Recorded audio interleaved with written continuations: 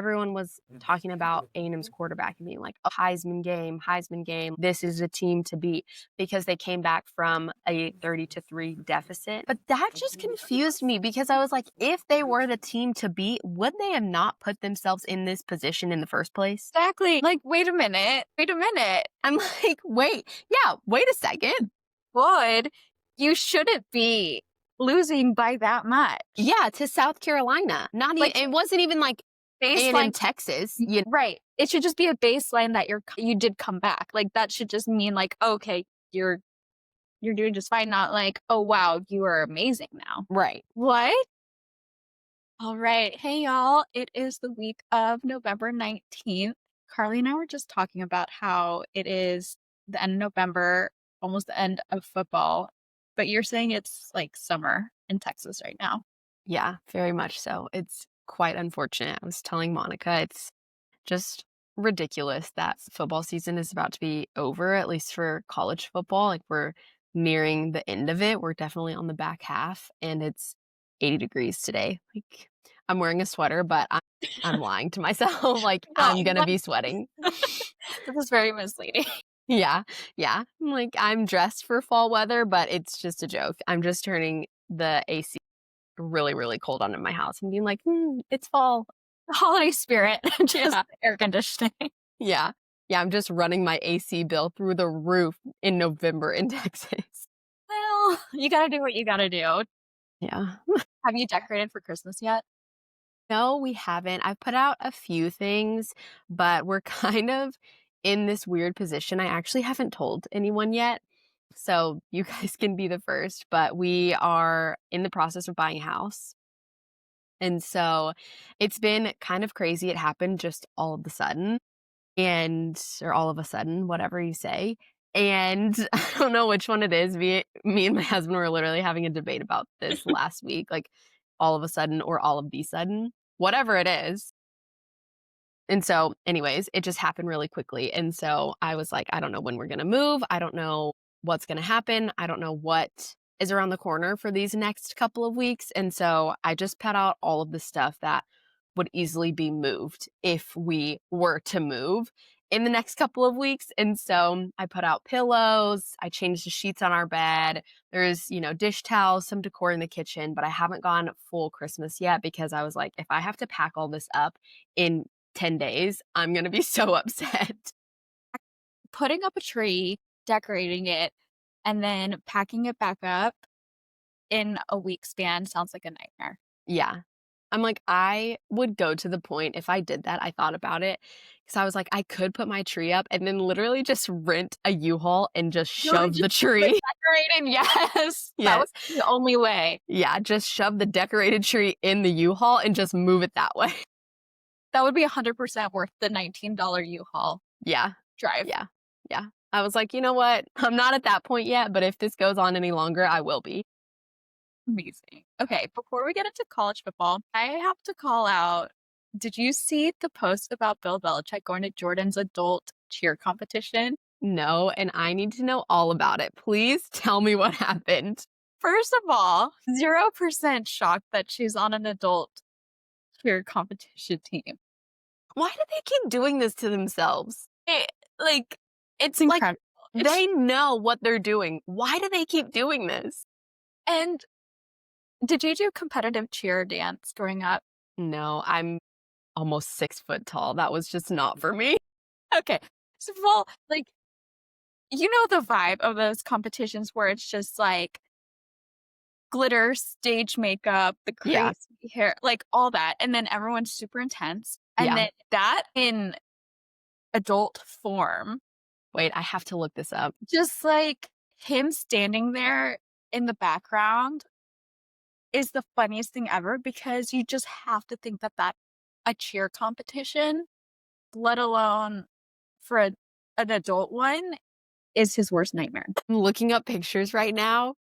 The title of this article is Bill Belichick looks miserable, as you'd expect, at Jordan Hudson's adult cheerleading recital. Recital is a crazy word to use for a cheer competition. An adult. Yeah.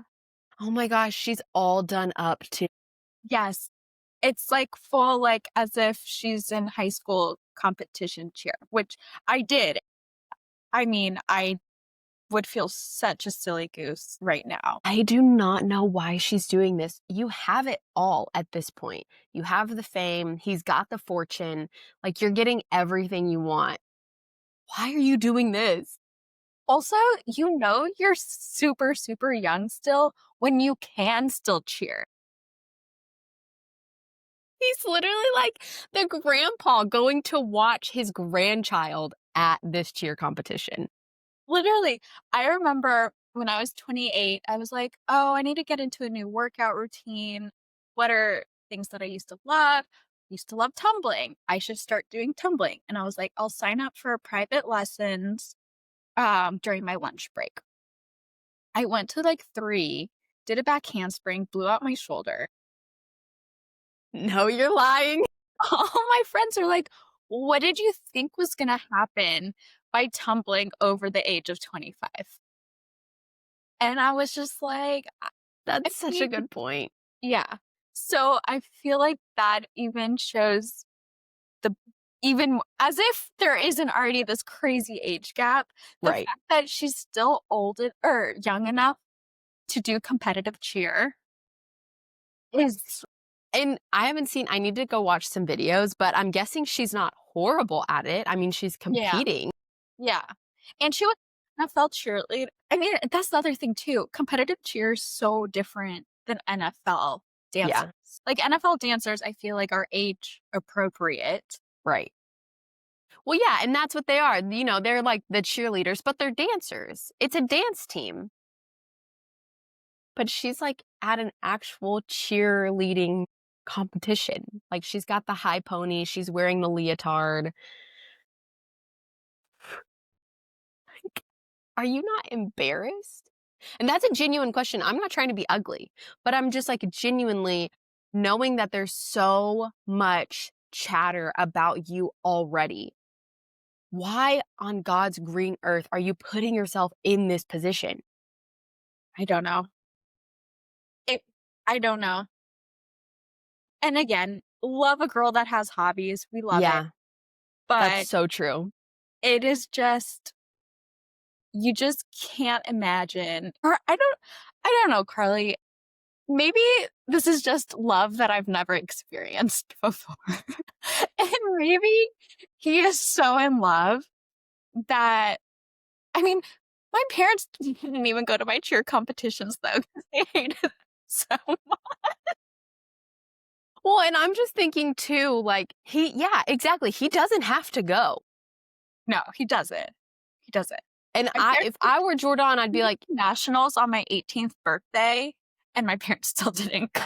I mean, I have to imagine they really are miserable. Yes. Yes, They because seem it's like a they're, 3-minute performance. You have to watch 3 days worth. yeah, I mean, they're hours and days long. And you just have to sit there for one performance to watch one person that's probably in the back. Like, I'm thinking about Bill watching Jordan. Right. Exactly. Like, why did she just be like, you could sit this one out? Like, you don't have to come. You probably have bigger fish to fry. It's the peak of college football season and your I team sucks. that's the other thing. I'm like, "Wait, we're in the middle of the one time of year that his job takes place." I don't know. But I Yeah, think it was hilarious. I got a real kick out of that. that is incredible. See, this is the part of sports that I'm like, I'm so glad I know just enough to be in on those things because I love stuff like this. When I'm like, if you don't know the Bill Belichick, Jordan Hudson lore, you'd be like, okay, why is this old guy at some adult cheer competition? But knowing that it's Bill and Jordan, it makes it so much sweeter, like that much more enjoyable. Truly, truly. Okay, another thing that I saw that is kinda wild is that Vegas is flooding right now, and the F1 race is this weekend. What? Didn't they have trouble with the Vegas track last year too? Yes. Yes, Why do for, they like keep going back here? I know. It I think what happened last year with the track, it was like they had to redo some parts of it because there were, like, There were potholes. potholes and stuff all over the road, and I think someone was it Carlos Sainz that his car got totally messed up, like, he got disqualified because all the potholes in the road. Yes. Why So do we keep going back here? now it's flooding, and I mean, does Vegas get floods? I thought it was the desert. Yeah, that's what I thought. I really thought it was the desert. I didn't know that flooding would be an issue. No. Which makes me wonder if it's gonna be hard to get under control if they don't really have it set up for, like, good drainage. Yeah. Wow, that's very interesting. I did not know that was happening. Do you know what happens if a race has to get canceled, or does that never really happen? I don't know if that's ever really happened because they race and stuff in the In rain. cold weather. Yeah, but I don't think it's ever been where their track has literally flooded. Like they can't even take the cars out there. Right.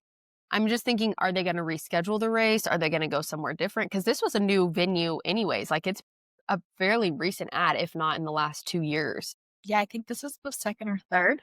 Yeah. And so I'm curious as to are they just going to go back to maybe a site that they've done before and just move it? Or are they just going to reschedule it? I feel like rescheduling it would be wild because Vegas goes so hard on, like, all the, like, extracurricular stuff for it, like Yeah. celebrity stuff, which I remember seeing last year, maybe it was the 1st year that they did Vegas, where the drivers were actually upset about how, like, pop culture celebrity event they were making it because they were, because I think there was, like, something where they like, the parade part or something like that, and Mm, they made it about celebrity and all of that, and the drivers were just really turned off by it. yeah. I mean, it makes sense.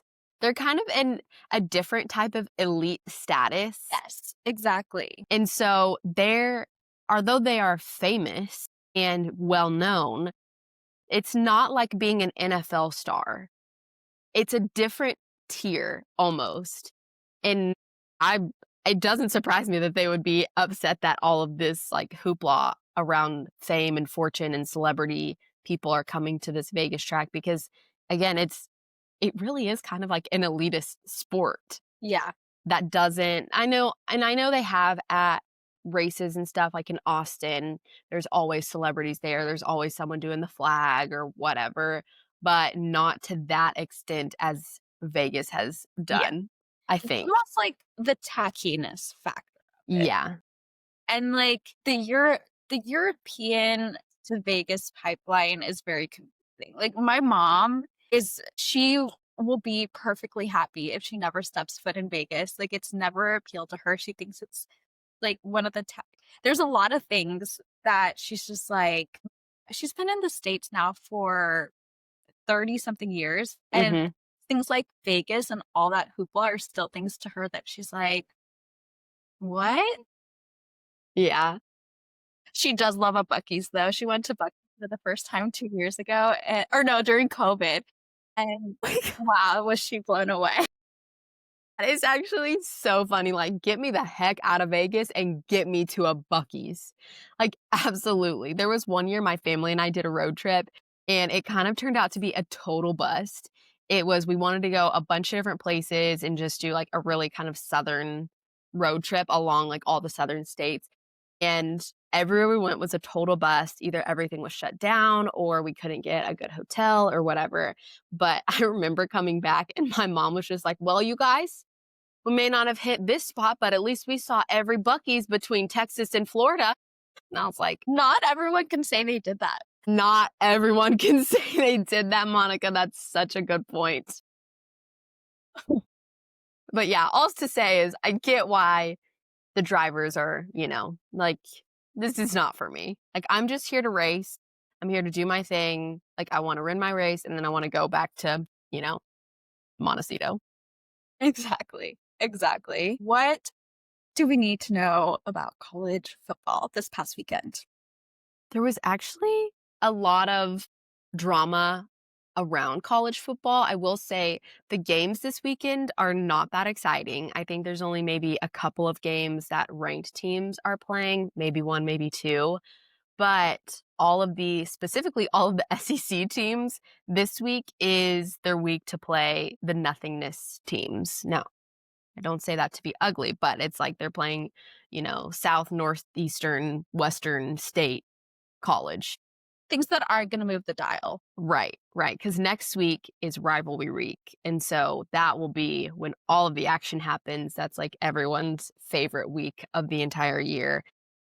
We're already talking my husband is like, "I don't know where I'm gonna watch the Ohio State-Michigan game." Like, I gotta focus. The past couple of years, he's gone, and so he hasn't had to worry about it, but yeah, so this year he's like, "Am I gonna watch by myself? Like, what crowd do I wanna be in? Do I want a crowd?" And so next week will be very intense, but this week, it's really just like, maybe turn it on if you're that interested. There's gonna be games happening. It's good background noise, good fodder, but there's nothing really to keep your eye on. Okay. So that's nice, Yeah. but there was a lot of drama around coaches and stuff. I don't know if you saw, but James Franklin, who was at Penn State, um, actually is now going to Virginia Tech. He has taken on a new job, and I know we talked about this whenever we were talking about his payout. Yep. So now that he's taken a new job, Penn State only owes him $9 million instead of, the 50 that it was. Huge, huge difference. Yeah. Which it's like, okay, if we know that at the end of the day, this is really what the payout is gonna be, why are we making such a hoopla about Yeah. these giant contracts? Yeah. Well, and my other question is Virginia Tech well, again, this is Or just me. paying for Well, no, how much are they paying him? Because if I'm James Franklin, I'm like, that's a good this point. is $50,000 or $50 million. If I go to Virginia Tech, I either really, really love the game and I want to coach no matter what, which is probably what it is. That's what most coaches I would say do. Couldn't be me. But, or is it like, okay, Virginia Tech is like, we know you had a payout from Penn State, but now you're coming here, so you're only getting 9 million. So our new contract is you'll get paid, 70 million over the course of the next 8 years you're here or something like that. That's a really good point. And they haven't said or okay. Yeah. So Interesting. I'm just I would love to ask Mr. Franklin, what is going on in your brain that you're walking away from $50 million? Okay, and then the other coach thing, I saw stuff about Lane Kiffin at Ole Miss. I didn't even know his job was on the chopping block though. Well, his job isn't on the chopping block, but he's getting other offers from people. And so he's looking at Thought he was doing a good job. yeah, he's doing a great job, which is why LSU and Florida are kind of the other teams that he's in talks with. But Ole Miss actually told him they were like, you have to decide basically by the week of Thanksgiving if you're going to stay or you're going to leave. They gave him like an ultimatum. Yeah. Because he is doing a great job. But to me, I'm like, if you're doing a great job where you are, why would you not just stay? Right, exactly. Because you have the team that like you built, you have your staff, you have something that's working, you have a school that's happy with you. I mean, if I'm a coach, I feel like I would want to be in that scenario and write that out till I could get to like the playoffs or national championship because isn't that what's going to set you up for success versus rebuilding at another school? That's what I would think. And to me, rebuilding is like starting over. James Franklin's having to start over at Virginia Tech now with players, with coaches, with staff, with everything. He's got to reshape the entire culture of Virginia Tech. But Lane Kiffin, if you've already been building that at Ole Miss, why would you not just stay and continue to build that?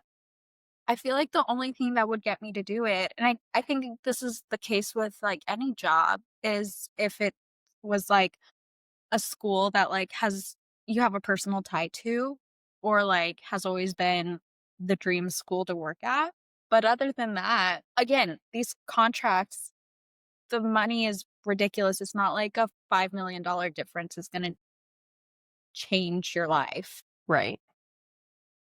I don't know. It's so crazy to me. And for LSU, I'm like, why would you want to go to a college or a university where the governor is that invested into it and he's going to be like, no, I'm taking over if Okay? yeah. About micromanaging. Yeah, if he's like, I don't think you're doing a good job, I'm stepping in again. I'm like, keep me away from LSU. I don't want that. Truly agree. Like, I don't need the Louisiana government coming in as well. Absolutely not. Okay, so I have a surprise for you when it comes to college football. Okay. I You know how we keep talking about who in the world is on this committee Mhm. of determining the college football playoffs? Mhm. I've got you. You found out? I know who the members are who are going to determine this week's placement. My gosh. So we have Chris Alt, who is former Nevada head coach and athletic director. Okay. Troy Dannon, who is the current athletic director at Nebraska. So they do have people who are like actively. Interesting. I did not think that. Mark D'Antonio, former head coach at Cincinnati and Michigan State. Okay. Mark Harlan, current athletic director at Utah. Jeff Long, former athletic director at Kansas, Arkansas, Pittsburgh, and Eastern Kentucky. Wow, he made his rounds. Ivan Mazel, longtime sports writer and Hall of Fame member of the Football Writers Association of America. Okay, little journalism in there. I like that. Chris Massaro, current athletic director at Middle Tennessee State. So a lot of current athletic directors. Mike Riley, former head coach at Oregon State and Nebraska. David Saylor, current athletic director at Miami of Ohio. Wesley Falls, former Ole Miss tight end enshrined in the College Football Hall of Fame. Carla Williams, female representation. Look, if either of us get a call, I'm taking it. All right. Current athletic director at Virginia. And then Hunter Yurachek, current athletic director at Arkansas. So it's mostly current athletic directors. It's so interesting to me. Say, That like doesn't feel right. doesn't it doesn't it doesn't feel right for it just to be the most job of all of those. Right. Well, and the other thing too is it's interesting that they're, I don't know, it's kind of, to me, it's like kind of bad juju though, because all of those athletic directors were like not even close to the playoffs this year. And so I'm like, maybe that is why they chose them. Does it change every year? This makes it sound like it changes every week because this says here's the committee. This is New York Times. Here's the committee determining this week's placement. Selection committee chairman and Baylor athletic director Beck Rhodes stepped down from the role and took a leave of absence from the university late last week, citing personal reasons. He's the second member of the committee to step away from this season's deliberations after former Arizona State guard and Pro Football Hall of Famer Randall McDaniel, but he is expected to return next year.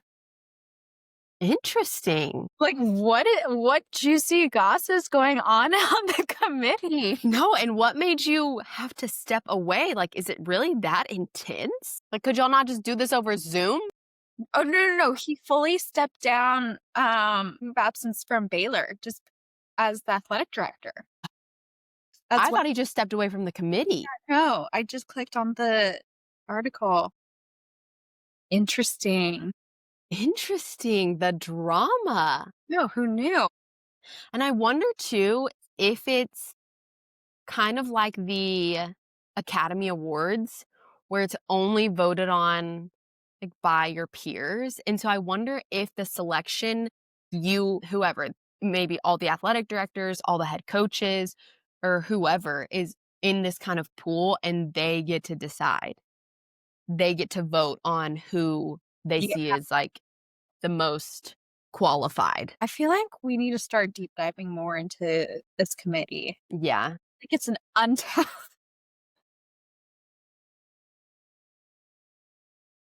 That's so interesting. I'm curious too if this is going to be the same committee because I know they selected the rankings this year or for this week. I wonder if it's going to be the people that are going to select the actual teams that make the playoffs.